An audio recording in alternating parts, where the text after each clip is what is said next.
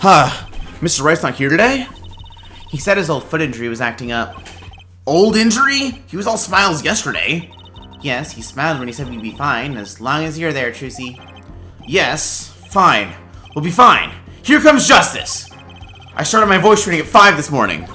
Ooh, do some now. I want to see. Here. Huh? Oh, okay. My name is Apollo Justice, and I'm fine! That sounds more like a self-mantra than voice training. I'm fine. I'm fine. You know what I'm saying? Good morning. Yo, sup?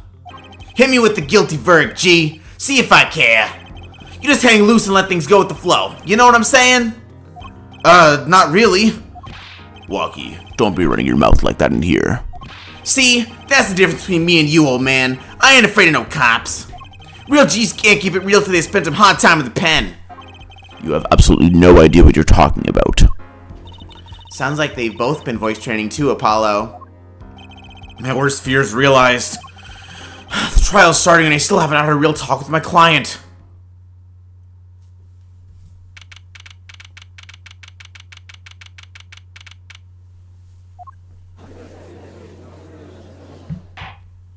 Court is now in session for the trial of Walkie-Talkie. The defense is ready, Your Honor. Ready to rock and roll, Judge. Ah, it's him, the guy from yesterday. He's a prosecutor? It's Mr. Gavin's brother. Long time no see, Prosecutor Gavin. Were you taking a leave of absence? You know that little band I started in my free time? Thing is, we got real popular. Hard to say 9 to your fans when 3 of your singles go platinum, yeah? I see. To be honest, I was a little concerned. I feared that you might still be distraught over that one trial. Not to worry, Judge. I wouldn't miss this day in court for the world. It's worth even more than VIP passes to one of my concerts, yeah? How could I pass up a chance to see the true strength of the little boy who bested my brother? It was worth canceling a show or two. Understood. You may give your opening statements to the court. Before that, I was thinking, is the air in this courtroom not a bit serious? It is a court of law. That's no way to get the crowd jumping, Judge. They're not supposed to jump. This is a courtroom. Achtung, baby! Today we play it my way. What's that noise? Sometimes you have to get on up in order to get down to prosecuting. This is crazy. The victim, Pal Maractus, director of the Maractus Clinic. The scene, People Park. He was found pulling a noodle stand. What in the world was a doctor doing pulling a noodle stand? Yes, I believe you will only find that out by asking the defendant, right here, right now. Because it's an undeniable truth that he shot the victim. What do you mean, undeniable? If you are to glare at anyone, Justice, glare at the punk in the defendant's chair. His crime was witnessed quite clearly, you see. Very well. Please admit this witness to the court.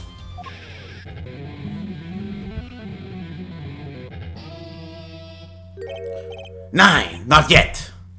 First, there's a little matter to be cleaned up. Could you talk without the accompaniment? I swear I could see the guitar for a second. What is it, Prosecutor Gavin? The motive, Judge. Why did the little punk do it? Why did he kill the director of the Maractus Clinic? Not so fast! The defendant doesn't have to explain that! Oh, but what if the defendant specifically requests to do so? As he did this morning. I want to give a shout out to all my homies, I believe he said. What? What is right? They always say that. On stage, you should hit the crowd with speed and ferocity. Sounds like he got you good, huh, Polly? Well, this is highly unusual, but the court will now hear from the defendant concerning his motive in the crime. So, you, son, are the defendant. Walkie, are you? I ain't your son, old man. You said to a Katanki, you best be prepared to step strong. You step to a public official, you'd best be prepared to step into a jail. You gotta hand it to him. Walkie sure has guts. It's not his guts I'm worried about.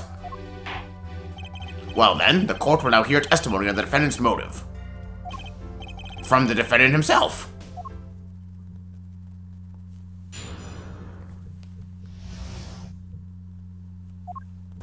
I'll tell you one thing, that doctor's a quacker. Someone had to show him what's what. I was in his clinic about half a year ago. He messed up my op something bad. And then he just lets me go without a word. See you later, bye! So I gotta go in, get another doc to patch me up again. That was the day I done figured it out. No OG's gonna let that pass. That's why I went to his ad that night. Know what I'm saying? You're saying you were one of the victim's patients? A lot of stuff goes down when you're keeping it real on the street. True that. I tell you one thing, that doc was whack. Very well. The defense may begin the cross-examination. I can't believe this is the first time I'm hearing about all of this.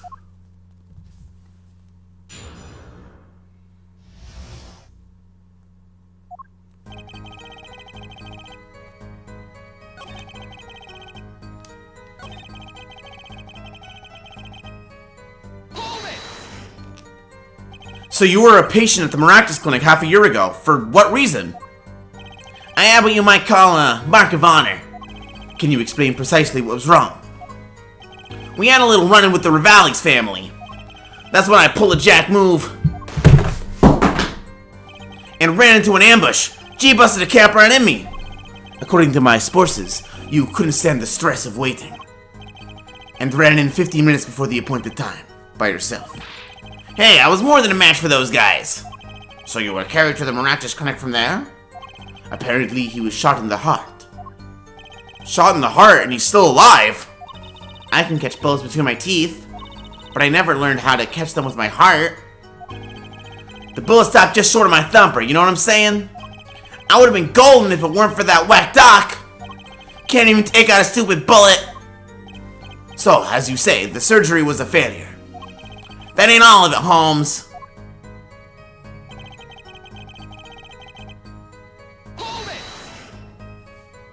What do you mean he just let you go without a word? What do you think it means? It's whack, that's what. I'm not sure what that means, but it sounds bad. It sounds as though Herr Doctor wished to hide his mistake. This is why he let the defendant go. He's a liar, straight up. He's a badder G than me.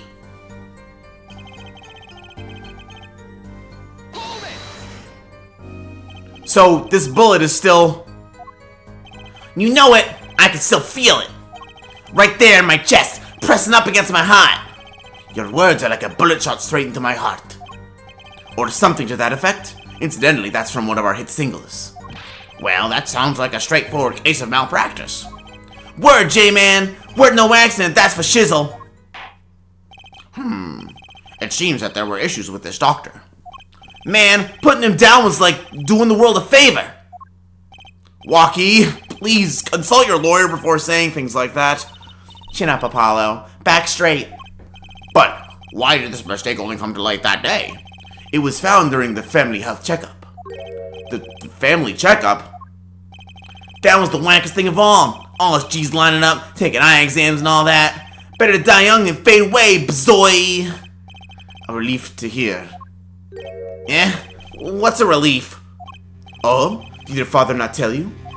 That bullet you carry so close to your heart, if not attended to immediately, it could kill you. What? Yes, Dr. Maractus had knowledge concerning this ticking time bomb in you. Knowledge that could have saved your life. No way! That's whacked! There is proof. Your checkup report.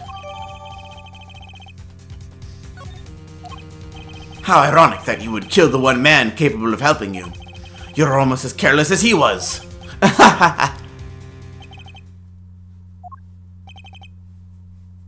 Well, now that the place is hopping, let's get this gig started.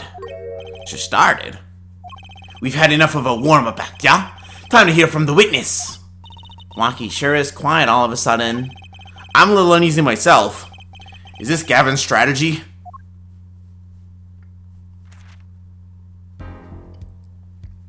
So, you will tell us your name and occupation.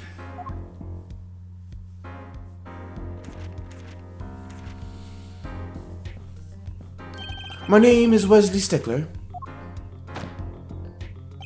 By occupation, I take it you refer to some labor that profits society at large and supports a livelihood, under which definition I must confess to being unemployed. However, we must acknowledge the meaning of identity, which is commonly attached to this notion of occupation, and once we have accepted this reality, we see that our confusion is not just stalled per se, but derives instead from the vagueness inherent in all representations of the...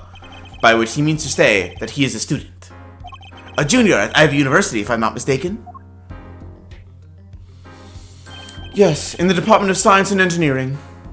Filled with curiosity for all things, I spend my days in pursuit of truth, honoring my... Herr Stickler, please direct said curiosity to the case at hand today. Very well, Mr. Stickler. Please testify to the court about what you saw on the night of the crime.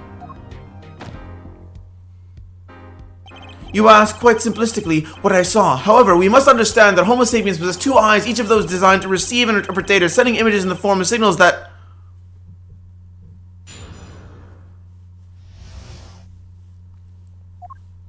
That night, I passed through the park on my way home from shopping when I saw them.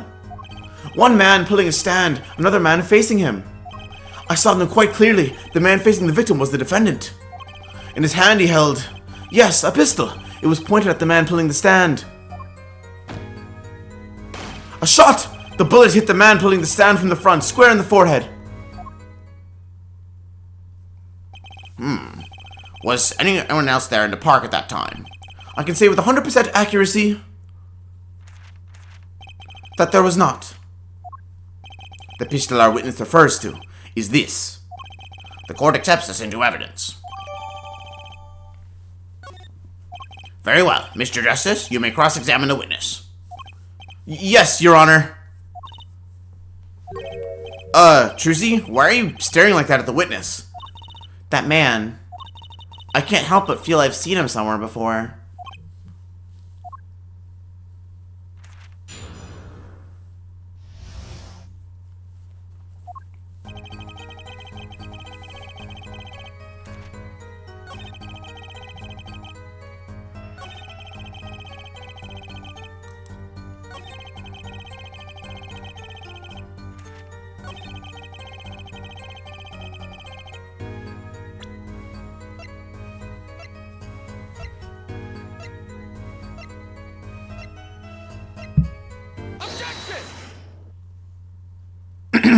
Whew.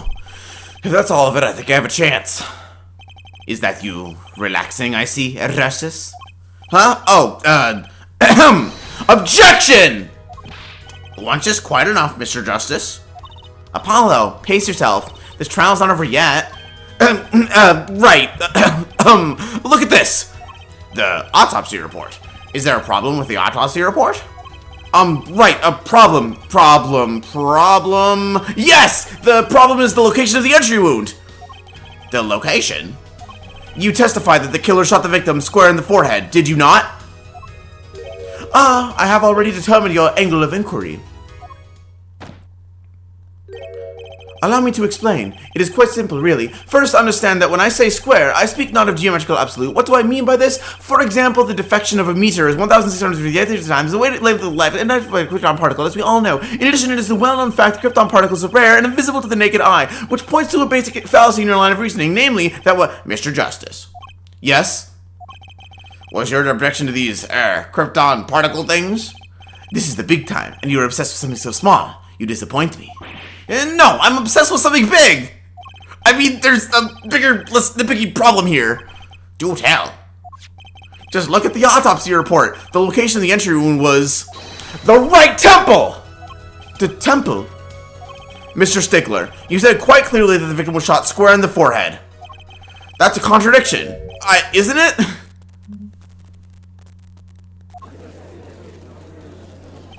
It is, right? Finally! Herr Justice! Oh, Herr Justice. Yes? Your tactics are outdated. Trying to shake the witness by objecting to trifles. Surely you haven't forgotten the fatal wound your master suffered 7 years ago. Phoenix Wright, was it? Look, I know the wound was in the wrong place according to this testimony. Yuck. Her forehead. Forehead? Let us imagine you are walking through the park. You see two men facing each other, one with a pistol trained on the other. What would you do at her forehead? Well, I guess I would try to stop them. I'd probably shout stop. And you, Fraulein? Me? Well, I'd probably scream eek. And you, Herr Stickler? What did you shout, I wonder? Ah! If the victim turned his head at the last moment... Ah, yes. Thank you for jogging my memory. It sounds like an addendum to the testimonies required.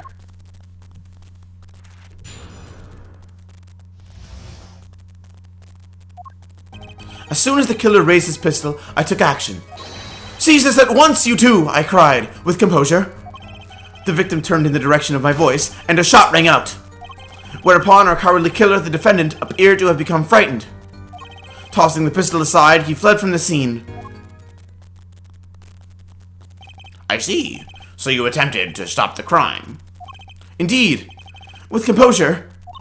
Well, maybe the criminal wouldn't have fired if he hadn't shouted like that. That doesn't really matter now, unfortunately. Let us consider this new testimony, shall we?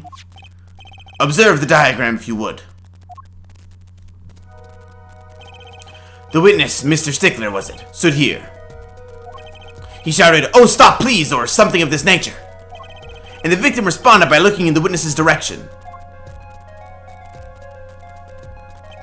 If the killer were to have fired at just that moment, as we can see, the bullet would have struck the right temple, as in the report. That does seem to be the case. Witness the power of a junior in Ivy University Department of Science. Very well, Mr. Justice. You may cross-examine the witness.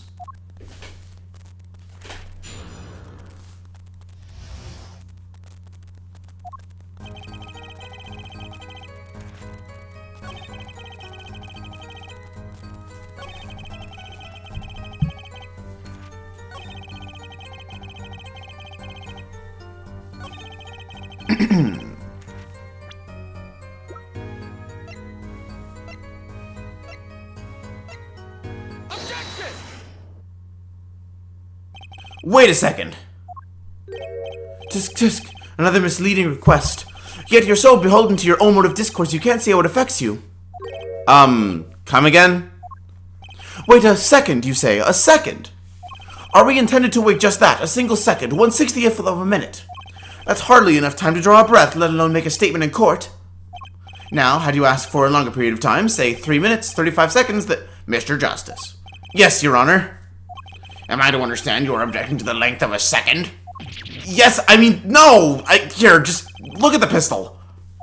It doesn't have a single fingerprint on it. Ah, a common ploy, made all the more common, I fear, by the prevalence of television. Criminals these days are loath to leave fingerprints. Wait, but you said the killer tossed the gun and ran. That's right. He didn't have time to wipe the gun for prints. Ah, the little girl sticking to the university student. There's a song in there. I'm not little. Then let's think like adults, shall we, Fraulein? Eh?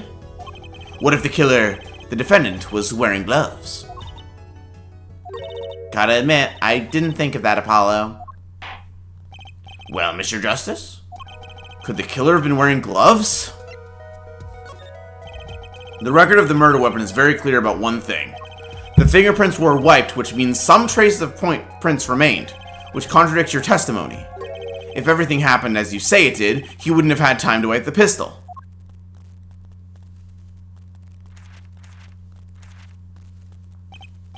That may be, but it does not change what I saw. The killer, the defendant, he threw down the murderous weapon from his hand and fled. And this pistol was found at the scene of the crime, strongly suggesting that this was the weapon he disposed of. That sounds solid to me. Well, Herr Forehand, any of your precious objections? What gives, Apollo? Let's see that voice training go to work. You know, I've only recently realized something. No matter how much you train your voice, it doesn't matter if you have nothing to say. What do you mean, nothing to say? Isn't it obvious from what the witness just said? Huh? Isn't what obvious? When he restated what he saw just now, he said he saw Waki drop a murderous weapon. But that's not the same as being 100% sure of what Waki threw away. You're right! He's just confused because a pistol was found at the scene. Poor Mr. Stickler. must be hard to be so perfect and yet so wrong. Well, it can be said that I'm quite offended. While it is indeed true that once in my youth, I wrote a love letter in my own blood that was seized by the teacher and posted on the blackboard for all to see, and for this the appellation poor might well be prefixed to my name, yet as for the issue at hand... What we can say for certain is that the witness saw the killer throw something. Does the defense have anything to say about this? Well, if what he threw wasn't a pistol, then it had to be something else. At least one person on the defense team seems to be thinking. I'll wipe that smile off your pretty face, Gavin. Perhaps you can inform the court as the nature of this something else? What did the killer throw away before fleeing the scene? Take that! Is that a sword? I saw one of those on the late-night movie last night. Great, a sleep-deprived judge. This knife was found at the scene of the crime, with the defendant's prints on it. His prints? This single piece of evidence proves two important things. One, that what the defendant threw down wasn't a pistol. Two, that the defendant wasn't wearing gloves. Indeed. Oh, el forehead. You're forgetting two other things you've just proven. One, that the man the witness saw was the defendant, Mr. Waki-Kataki. Two, that the defendant was holding a knife with the intent of harming the victim. Oh! Indeed. Never underestimated Gavin is the lesson here. This court is of the opinion that our witness is fond of making assumptions. In that light, I believe it would behoove us to hear about what really occurred. With less assuming, please.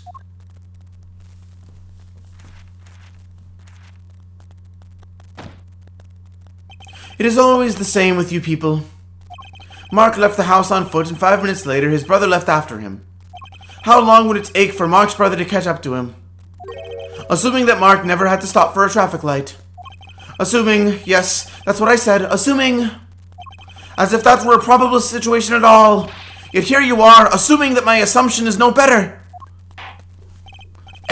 What this court assumes is that the witness will testify as to what happened after the shot was fired.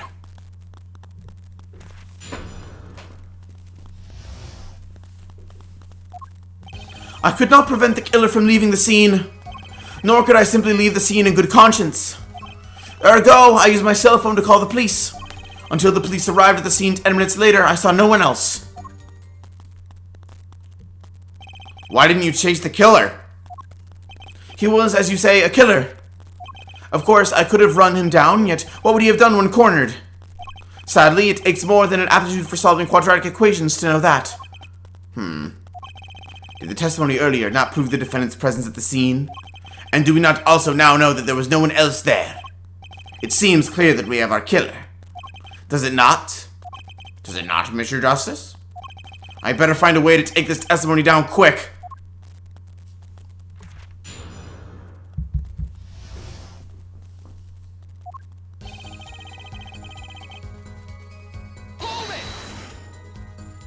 Which way did the killer run?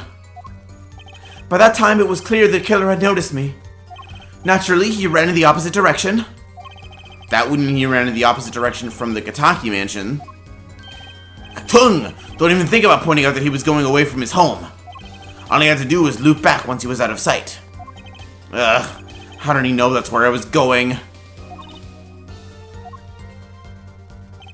Nor could I simply leave the scene in good conscience. You are certainly composed for someone who just witnessed a killing. If one is to devote one's life to the pursuit of science, one must never flinch at the sight of a little blood, nor be so moved by a chemical discovery that one drops one's flask upon the lab room floor. Ooh, cool answer. Very cool. So nothing strange about how he acted. Truzy looks like she has something to say. Ergo, I use my cell phone to call the police. Wasn't it your first thought to call an ambulance? It can be said that I have dabbled in medicine. The injury I witnessed, namely a single shot to the head, tends to result in death. Ergo, there was no need for me to call an ambulance. Oh, a perfect syllogism. A proof in 3 parts. Exquisite. Simply exquisite. He actually looks like he's going to cry. Until the police arrived at the scene 10 minutes later, I saw no one else. Can you tell us in detail about these 10 minutes? I stood in a state of heightened awareness. Anything could happen at any moment. Anyone could appear from any direction. Is that all? No one came. Nothing happened at all. I saw it all, which is to say, I saw nothing.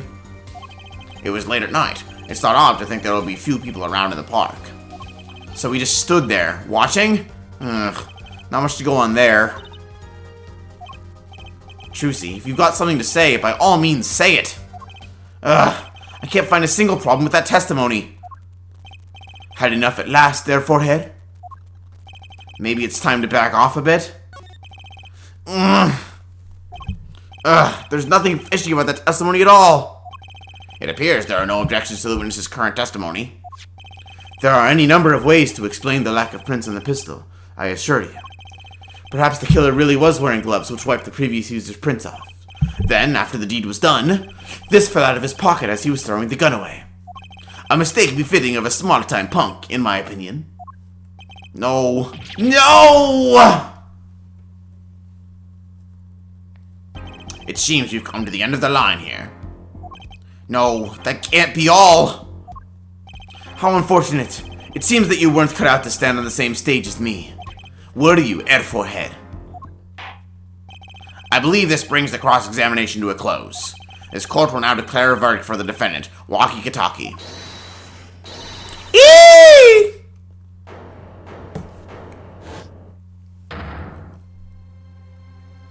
To Trucy! Nobody move! Well, what's the meaning of this? Who are you? There'll be no verdict in this court. Not yet. Wait, are you one of the Katakis? The Katakis? You mean the notorious gangsters? If you don't want to see me give the pretty little girl a new smile, do as I say. Adjourn the court for 20 minutes. Well, what? This court will not bow to pressure from the likes of... Judge. I see little point in further aggravating this gentleman. Recess, 20 minutes, or I promise you'll regret it. Wait! How did he disappear so fast? Come to the defendant lobby, Apollo. I suppose I have no choice but to adjourn for a 20-minute recess. Bailiff, catch that mysterious man.